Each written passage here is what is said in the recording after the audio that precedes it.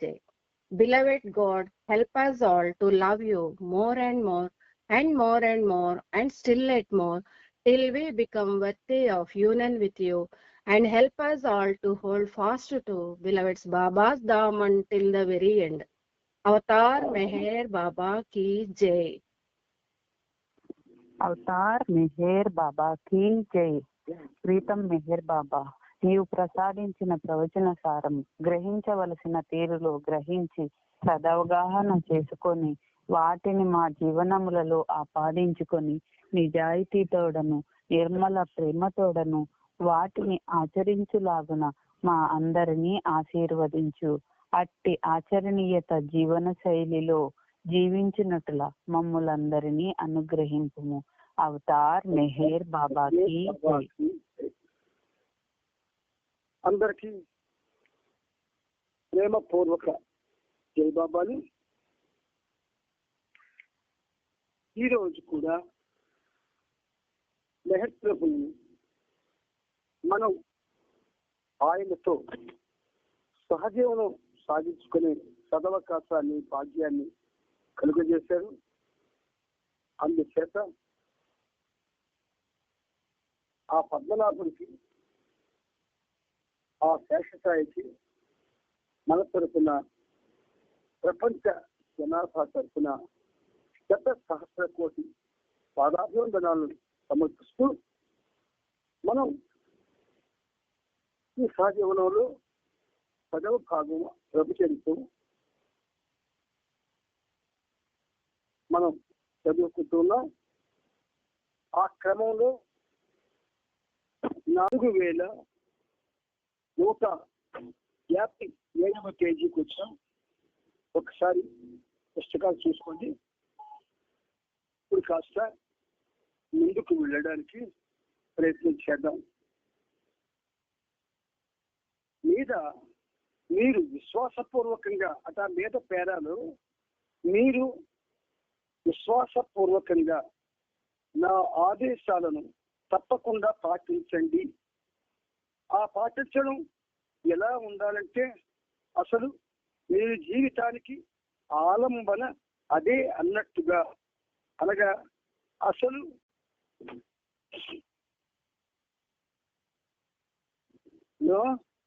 జయబాబా అంటున్నారమ్మా. బాబా జై బాబా. జై బాబా. అన్నయ్య జై బాబా. మీరు మాట్లాడుతున్న వ్యక్తి మీ కాల్ ను హోల్డ్ లో ఉంచారు. దయచేసి ఉన్నతమైన విషయాలు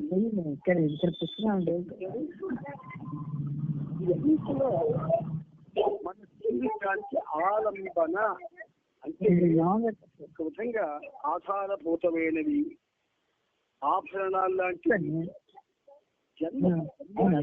కారణమైనటువంటి అర్థంతో ఆలంబన అన్నమాట అక్కడ మనకి వాడబడింది. మీ జీవితానికి ఈ ఆదేశాలు, బాబా ఆదేశాలు, అవి ఆలంబన అన్నట్టుగా మీ జీవితం మొత్తం విశ్వాసపూర్వకంగా నా ఆదేశాలను ఆచరించే విషయంపైనే ఆధారపడి ఉన్నట్టుగా విశ్వాసపూర్వకంగా ఆచరించడమే మీ కర్తవ్యం అన్నారు బాబా. ఇది కర్తవ్యం. అసలు బాబా మనకి ఇచ్చిన కర్తవ్యం ఇది. నాట్ యువర్ రెస్పాన్సిబిలిటీ అనేది it is a common duty. Common duty అందరికీ నిమ్మ. కానీ ఆయన మనకి ఇచ్చిన కర్తవ్యం ఏమిటంటే ఇది అందరూ గుర్తుంచుకోండి. ఇది మీ మొదటి విషయం. ఇక రెండో విషయం, నేను నిర్దేశించిన విషయాలను క్రమ పద్ధతిలో వ్రాసి ఒక పత్రాన్ని తయారు చేయండి. దాని మీద నేను సంతకం చేస్తాను. వాటిని ఎక్కువ సంఖ్యలో ప్రచురించాలి. ప్రపంచం మొత్తం మీద ఉన్న సూఫీ కేంద్రాలన్నిటికీ ఆ విధానాలే వర్తిస్తాయి అని బాబా అన్నారు. ఇంతవరకు మనం చెప్పుకున్నాం. ఇప్పుడు కాస్త ముందుకు వెళ్ళడానికి మనం ప్రయత్నం చేస్తున్నాం. జై బాబా. బాబాజాన్ తిరిగి ఆస్ట్రేలియా వెళ్ళమని, అక్కడ సూఫీ తత్వాన్ని అనుసరించేవారు. అంతవరకు అభ్యసిస్తున్న విధానాలను బాబా రద్దు చేశారని, వారంతా అభ్యాసం చేసే వివిధ రకాల శ్వాస ప్రక్రియల్ని, వల్లించే మంత్రాలన్నిటినీ నిలుపు చెయ్యమని చెప్పమన్నారు. చూడండి ఎంత మోస్ట్ అద్భుతమైన అవతారమో ఇది. ఇది మామూలు అవతారం కాదు. రిఫార్మేషన్ చేయడానికి వచ్చింది ఈ అవతారం. అంటే పూర్తిగా వ్యవస్థని నూతన పంథాలను నడిపించడానికి ఈ అవతారం వచ్చింది తప్ప మామూలుగా రాలేదు. పాత పద్ధతిని, ఆ పద్ధతిని కొనసాగించి అందులోనే ప్రపంచాన్ని ప్రయాణించేటట్టు చేయడానికి బాబా రాలేదు. అందుకే అక్కడ ఉన్న వాళ్ళకి, పాలనలో ఉన్న వాళ్ళకి కూడా చాలా దిక్కట్టుగా చెప్పాడు. వారంతా అభ్యాసం చేసే వివిధ రకాల శ్వాస ప్రక్రియలని, అంటే శ్వాసతో అనేకమైనటువంటి మనం ఎక్సర్సైజ్ చేయొచ్చు.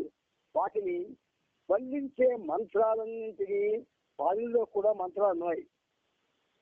అది మన హిందూ దేశపు మంత్రాలు లాంటివి కావు, రకరకాలుగా ఉంటాయి.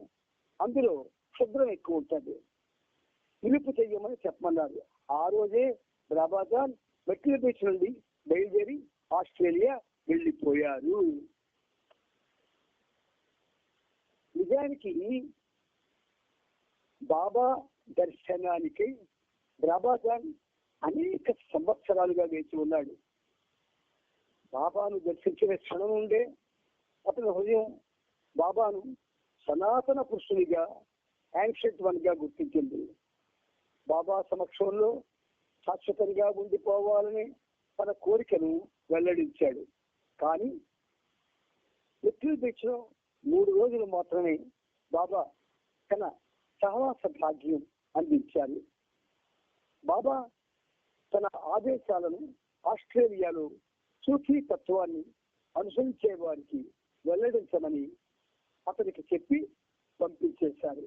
అయితే అతను మళ్ళీ తన వద్దకు పిలుస్తానని బాబా మాట ఇచ్చారు. అవతార పురుషుడు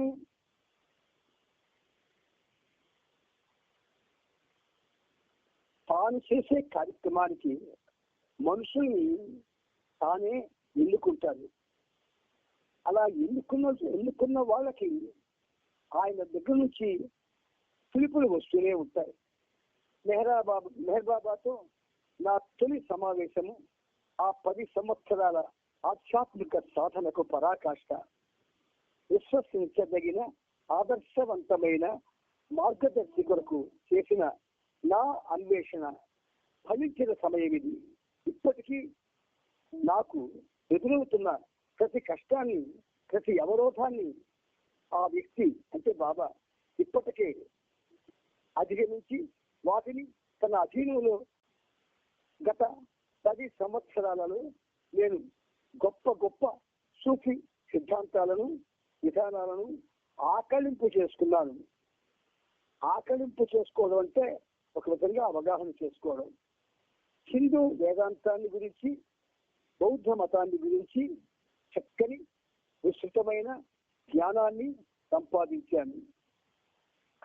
వీటితో పాటు స్టోయిజం, కన్ఫ్యూషనిజం మొదలైన ఇతర సిద్ధాంతాలను, తత్వాలను చదివాను. కానీ మెహర్ బాబాలో నేను కేవలము ఈ విషయాలను గురించిన జ్ఞానమే కాక అన్ని మత సిద్ధాంతాల మూర్తీభవించిన సజీవ వ్యక్తిగా ఆయనను దర్శించాను. ఎంత అద్భుతమైన అనుభవమో చూడండి. అంటే మనకి ఇండియన్స్ కి ఒక అదృష్టం ఏంటంటే భారతదేశంలో పుట్టడం.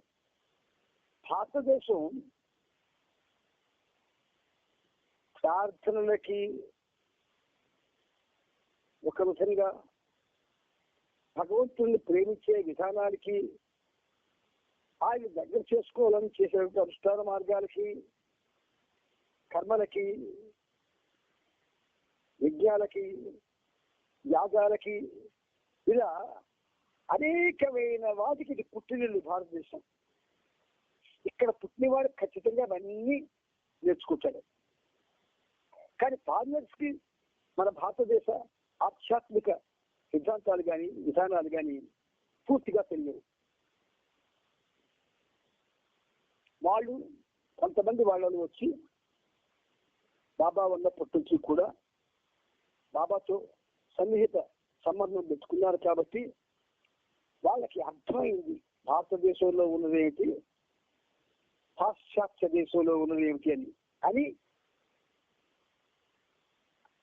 గ్రహించడం చేత ఏమొచ్చినాడు ఆయన, మెహర్ బాబాలో నేను కేవలము ఈ విషయాల గురించిన జ్ఞానమే కాక అన్ని మత సిద్ధాంతాల జ్ఞానం మూర్తిభవించిన సజీవ వ్యక్తిగా ఆయనను దర్శించాను. అన్ని మత సిద్ధాంతాల జ్ఞానం. బాబా అటువంటి అవగాహన ఇవ్వకపోతే ఆయన విశ్వ మానవ కార్యక్రమంలో ఎవరెవరైతే కొంచెం అవకాశం ఇవ్వబడుతుంది, ఎవరెవరికైతే వాళ్ళు బాబా అనుకున్న స్థాయిలో పని చేయలేరు. ఆయన కోరుకున్న స్థాయిలో ప్రేమించిన విధంగా ప్రేమించలేరు. ఆయన్ని ప్రేమించడం, ఆయనకి నచ్చినట్టు ప్రేమించాలా. ముందుకెళ్తున్నాను. బాబా తాను భగవత్ చైతన్యం పొందినట్లు ఎన్నో సంవత్సరాలుగా చెప్తున్నట్లుగా నాకు తెలుసు. అంతేగాక సూఫీలు వేలాది మంది ప్రజలు ప్రతి చోట దానిని గుర్తించారని కూడా నాకు తెలుసు. కానీ నిత్య సంకితుడైన థామస్ అంటే క్రీస్తును అనుసరించే శిష్యుడు, అతని వలె నేను కూడా విషయాన్ని తీసుకోవలసి ఉన్నది. అలాగే నా కళ్ళతో నేను చూశాను. నా చైతన్యము లోతుల నుండి వచ్చే రోదనకు సమాధానం దొరికింది. ఇక్కడ గమ్మత్తుగా మాట్లాడుతున్నాను చూడండి. నా కళ్ళతో నేను చూశాను. ఆ మాట చాలా నిగూఢమైన అర్థం ఉంది. నా చైతన్యము లోతుల నుండి వచ్చే రోదనకు సమాధానం దొరికింది.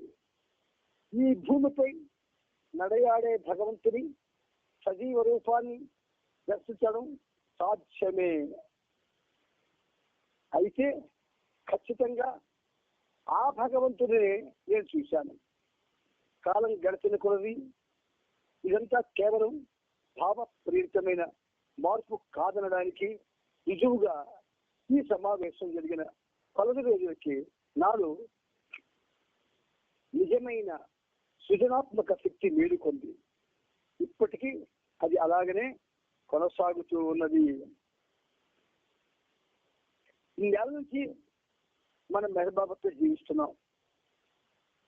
కానీ బాబా గురించి చెప్పమంటే మనం పుస్తకాలు లేదా ఇంకేమైనా సాధనలు చేసి చెప్పవలసి వస్తుంది.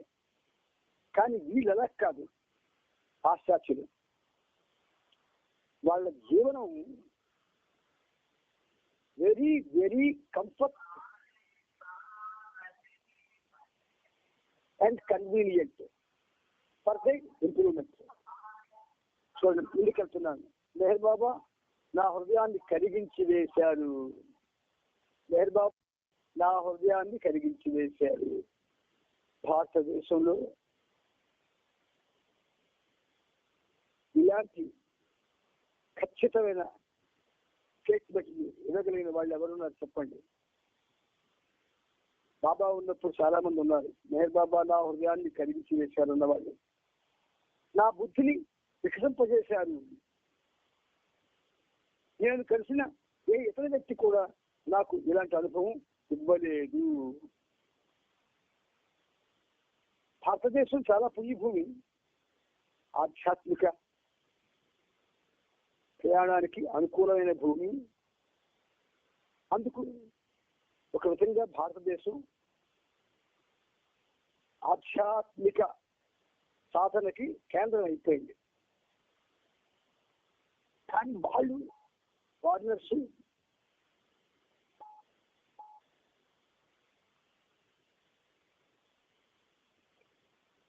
వాళ్ళు వింటున్నారా? అందరూ అమ్మా వింటున్నారా? బాబా జై బాబా. బాబాను వదిలి వచ్చిన తరువాత ఫ్రాన్సిస్ 7 రోజుల వరకు నిరంతరం రోగిస్తూనే ఉన్నాడు. అతని హృదయం కలతకు గురైంది. చివరకు అతని కన్నీరు ఇంకిపోయినా కూడా అతని హృదయం మాత్రం జ్వలిస్తూనే ఉంది. అతడు డివైన్ ఫిషర్మెన్, దైవీ జాలరి వాళ్ళలో చిక్కుకున్నాడు. చూడండి, అంతే చక్కని పేరు చెప్పాడు బాబాకి. డివైన్ ఫిషర్మెన్ అట, దైవీ జాలరి అట. అతని తలలో చిక్కుకున్నాను.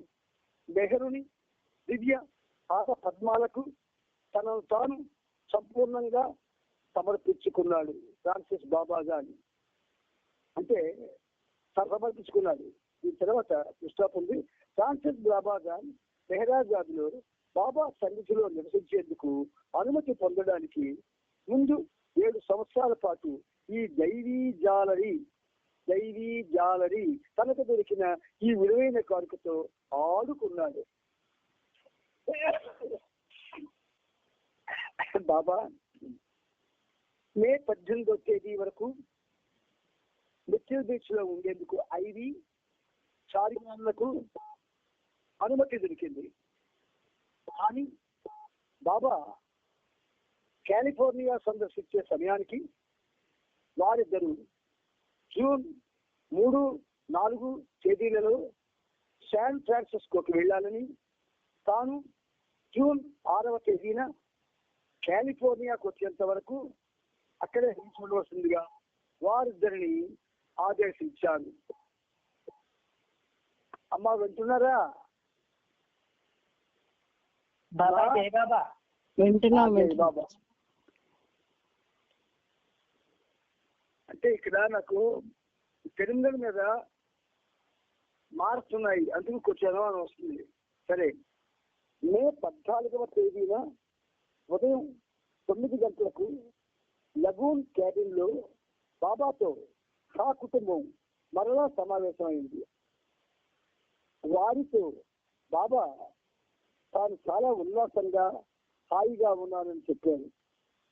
ఆ సమయంలో బాబా వారితో 1927వ సంవత్సరంలో జరిగిన తమాషా సన్నివేశాన్ని గురించి చెప్పారు. మెహరాబాద్ కొండపై బాబా ఏకాంతవాసం ఉపవాసం చేస్తున్న సమయంలో బాబా కొరకు శ్రీమండలి వారు లాహూ అనే కుర్రాడి ద్వారా కాఫీ పంపేవారు. దిగువ మెహరాబాద్ నుండి ఎగువ మెహరాబాద్ కు వెళుతూ దారిలో ఆ బాలుడు కాఫీలో సగం త్రాగి మిగిలిన కాఫీని బాబా కోసం తెచ్చేవాడు. మిత్రుల దీక్షలో బాబా హౌస్ కి తనను తీసుకువెళ్లేందుకు ఏర్పాటు చేయబడిన వాహనాన్ని పిలిపించారు. షా కుటుంబం 5గురితో పాటు బాబా కూడా అందులో ఎక్కి వెళ్ళారు. ఆది సీనియర్ ఆ వాహనాన్ని నడిపాడు. బాబా స్వయంగా ఆ ఇంటి లోపలి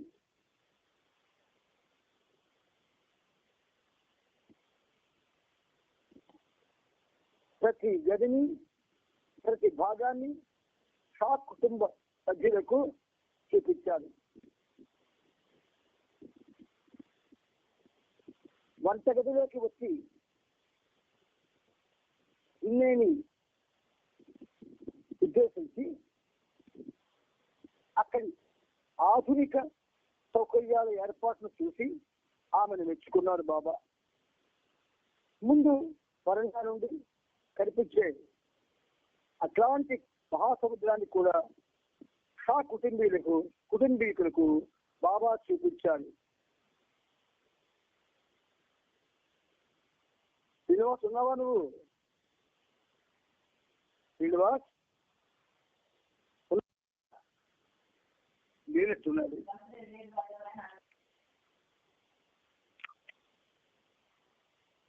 హలో జై బాబా. బాబా జై బాబా. ఉన్నాను చాలా ప్రశాంతంగా ఉందని.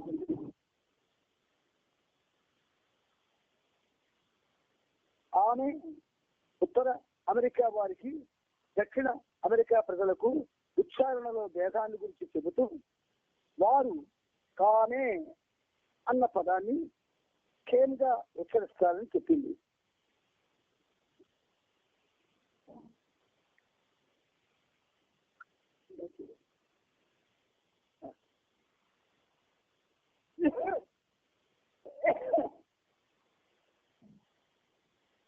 వాళ్ళు అంటే కానే అనే పదాన్ని కేమ్గా ఉచ్చరిస్తారని చెప్పింది. బాబా నవ్వుతూ దక్షిణాది యాసలో ఇంకా ఏదైనా మాట్లాడమని ఆమెకు డార్విన్కు సంజ్ఞ చేశారు. అలా ఆ రోజు బాబాతో ఆ కుటుంబం అంతా వినోదాన్ని ఆనందాన్ని పంచుకున్నారు. ఆ సెంటర్లో బాబా శ్రీమండలితోనూ వారం రోజులు ఉండేందుకు ఫిలిప్ ఎడేళ్లకు అనుమతి లభించింది. బాబా సాయంత్రం 6 గంటలకు తిరిగి వెళ్ళిపోయే వరకు వారంతా సాయం సమయాలలో అతిథి గృహంలో బాబాతో పాటు ఉండేవారు. మే 14వ తేదీ సాయంత్రం ఆ సమయంలో వారి ఒక కథ చెప్పమని బాబా అడిగారు. ఎడలే వడుకుతూ తడబడుతూ బాబాకు సెయింట్ పీటర్ కథ చెప్పింది. మధ్యలో బాబా తన తలను ముందుకు వచ్చి, పీటర్ నన్ను అమితంగా ప్రేమించాడు సుమా, కానీ అతడే నన్ను కాదనుకున్నాడు కూడా అన్నారు. ఎంతటి ఉన్నతమైన విషయాలు చెప్తున్నారో చూడండి ఆయన. మనం కాన్సన్ట్రేషన్ మనకు ఉండదు, ఏకాగ్రత ఉండదు. ఆ ఏకాగ్రత ఏమాత్రం చదలినా కూడా మన ప్రయత్నాలన్నీ వృధా అయిపోతాయి. ఫారినర్స్ కి ఉన్నది concentration, devotional mind, concentration mind మాకు తక్కువ. ఒక్క అరగంట కానీ గంట కానీ మనం కాన్స్టెంట్ గా ఒకే హృదయంతో, ఒకే భావనతో, ఒకే ప్రేమతో, ఒకే దైవాన్ని ఆరాధనలో మనం నిశ్చలంగా ఉండలేము. అయితే అది తెలిసి చేసిన పన లేక తెలియక చేశాడా అని దిలియా అడిగింది. ఏ పని? పీటర్ నన్ను అమితంగా ప్రేమించాడు, కానీ అతడే నన్ను కాదనుకున్నాడు. దాన్ని అది తెలిసి చేశాడా తెలియక చేశాడని డేలియా అడిగింది. ఇది మనందరికీ ఒక సమాధానం.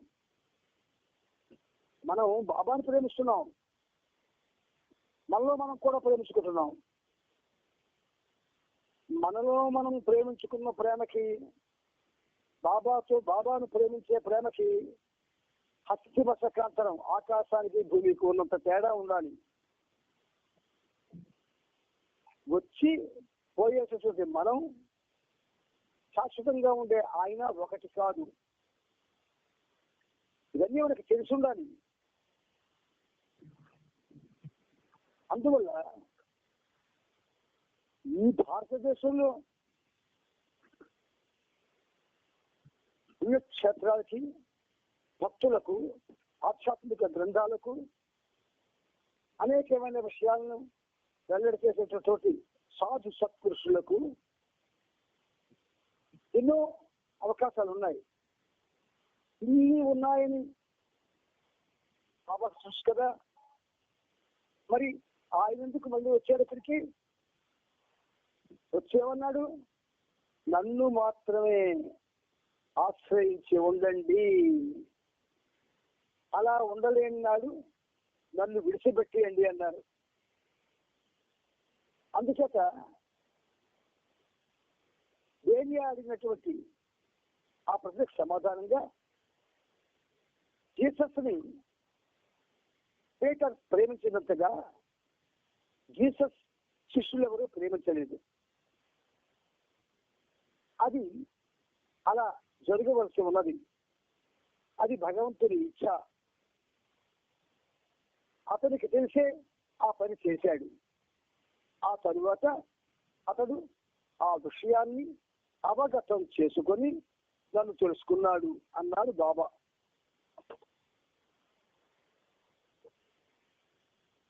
బేలియా జూడాస్ తెలియకుండానే క్రీస్తుకు ద్రోహం చేశాడని నేను ఎప్పుడు భావిస్తాను అంది. జూడాస్ తెలియకుండానే క్రీస్తుకు ద్రోహం చేశాడని నేను ఎప్పుడు భావిస్తాను అంది. బాబా ఆమెకు ఇలా వివరించాడు. ఇప్పుడు ఈ వివరణ మన భారతీయుల్లో వాడిలో చాలా మందికి ఒక సమాధానం. మనం ప్రేమిస్తామండి. మన ప్రేమ ఎలా ఉంటుందంటే ముందు మనల్ని మనం ప్రేమించుకుంటాం. మనల్ని మనం ప్రేమించుకున్నంతగా మన తల్లిదండ్రులను కూడా మనం ప్రేమించము. అందుకే ప్రతి ఆడపిల్ల ప్రతి మగపిల్ల కూడా తల్లి తండ్రి మాట వినడం లేదు. ఇది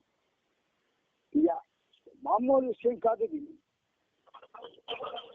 మనం తెలుసుకోవాల్సిన విషయం. మనల్ని మనం ప్రేమించుకోవడంలో ఒక్కొక్కసారి బాబాను కూడా వెనక పెట్టేస్తాం. మనకు తెలియదు సంగతి. జూడాస్ గురించి బాబా బేలియాకి ఇలా వివరిస్తున్నారు. జూడాస్ చేసిన పని సాధారణమైనది కాదు. అది మహోన్నత సేవ. అతడు క్రీస్తుని చిక్కళ్లపై ముద్దు పెట్టుకున్నప్పుడు అతడేమీ చేయలేదు. భగవంతుడే అంతా చేశాడు. అతడు మాయ యొక్క ముసుగులో ఉండి అలా ప్రవర్తించాడు. శిష్యులందరిలో అతడే తన ప్రభువు కొరకు అతి కష్టమైన పని చేశాడు. జూడాస్ కూడా భగవద్ అనుభవం ఇవ్వబడింది. Page number 4161. మెహర్ బాబా ఎవడో జూడాస్ గురించి చెప్తే మనకెందుకు?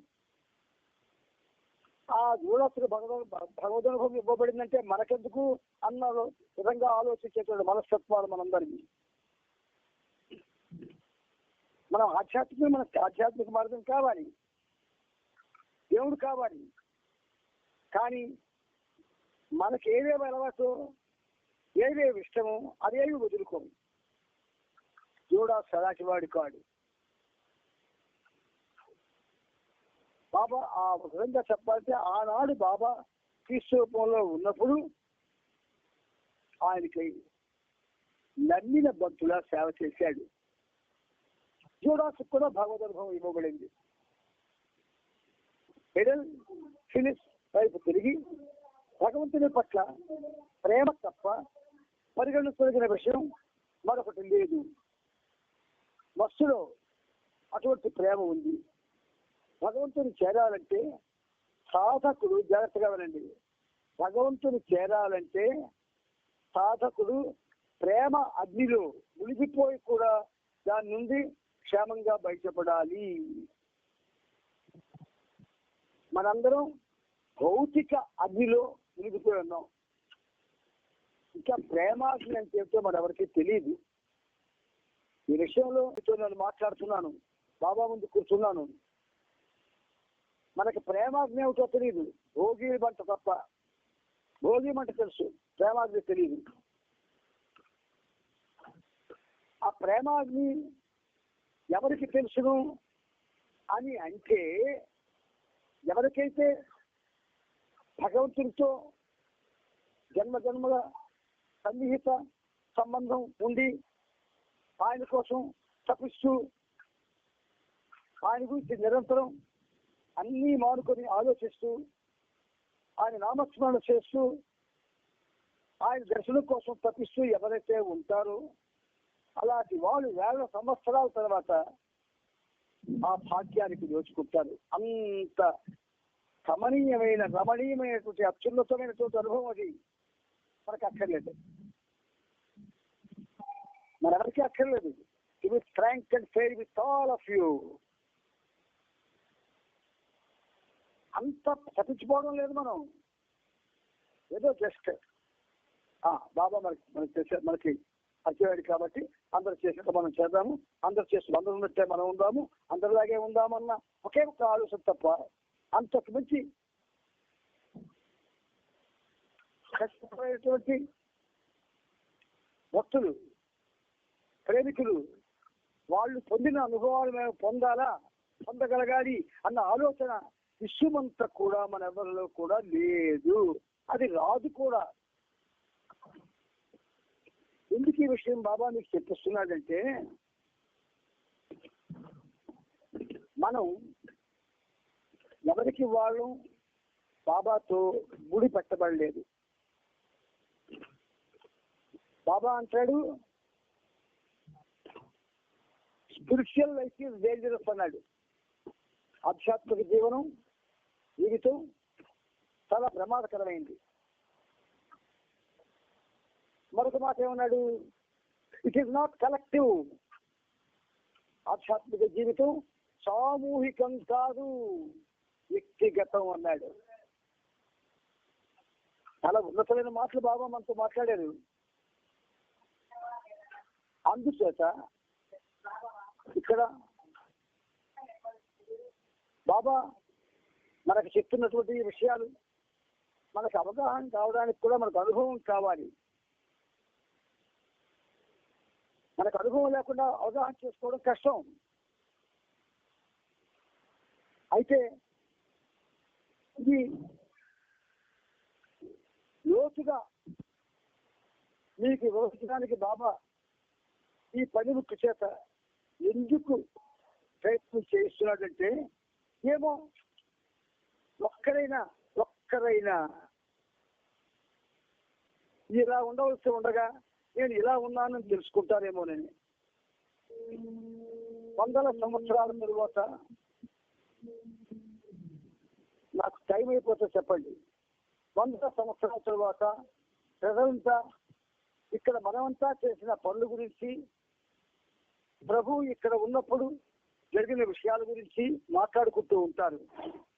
అప్పుడు నేను మళ్ళీ అవతరిస్తాను, మళ్ళీ ఈ భూమిపైకి వస్తూనే ఉంటాను. అలాగే మీరు కూడా వస్తారు. ఫిలిస్ ఎడరే మీరు నిజంగా నన్ను ప్రేమిస్తున్నారు. నాన్న టైం అయితే చెప్పండి అమ్మా. బాబా జై బాబా. టైం అయిపోయిందా?